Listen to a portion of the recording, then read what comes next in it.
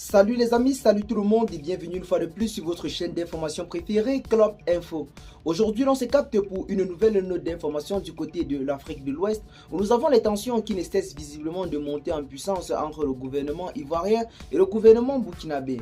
Tout récemment, l'on nous a annoncé une nouvelle selon laquelle plusieurs soldats ivoiriens auraient été une fois de plus arrêtés du côté de la frontière avec le Burkina Faso.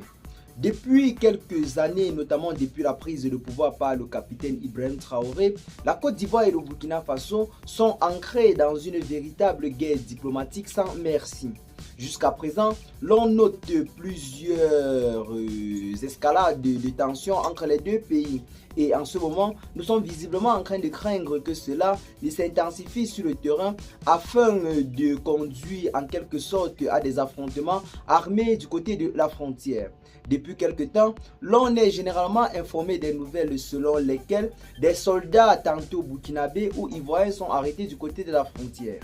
Pour peu qu'un soldat, même s'il est en mission, traverse le territoire pour entrer sur le territoire du voisin, celui-ci s'est fait directement arrêter. Dans le pays, nous avons des expulsions répétées qui ne cessent de se faire sentir, notamment quittant de la Côte d'Ivoire pour rejoindre les pays de l'AES. La Côte d'Ivoire semble être entrée véritablement en conflit avec ses voisins de l'AES, ces pays-là qui ont décidé de tourner le dos à l'ancienne puissance colonisatrice pour reprendre leur destin en main afin de faire triompher leur souveraineté. La Côte d'Ivoire, fortement rattachée à la France, semble être jaloux de cela et ne cesse de temps en temps de lancer des invectives à ce pays. Mais de son côté, le Burkina Faso, le Mali et le Niger ne restent pas indifférents et de temps en temps réagissent face à ces menaces de la Côte d'Ivoire. Tout récemment, le Burkina Faso a rappelé tous ses ambassadeurs présents sur le territoire ivoirien, marquant ainsi la fin en quelque sorte d'une coopération diplomatique entre les deux pays. Car lorsque les tensions arrivent au point où les ambassadeurs sont rappelés, cela marque véritablement en quelque sorte un paroxysme des tensions entre deux gouvernements. La Côte d'Ivoire de son côté continue toujours en quelque sorte de nier le fait selon lequel ceux-ci sont rattachés à l'ancienne puissance colonisatrice, à savoir la France. Déjà en janvier, le président de la République Alassane Ouattara a annoncé un divorce avec les forces françaises, mais un divorce qui jusqu'à présent ne semble pas être en quelque sorte panafricain.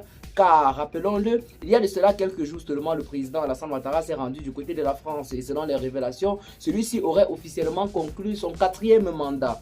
Ce qui prouve à suffisance qu'il serait toujours fortement rattaché à l'ancienne puissance colonisatrice.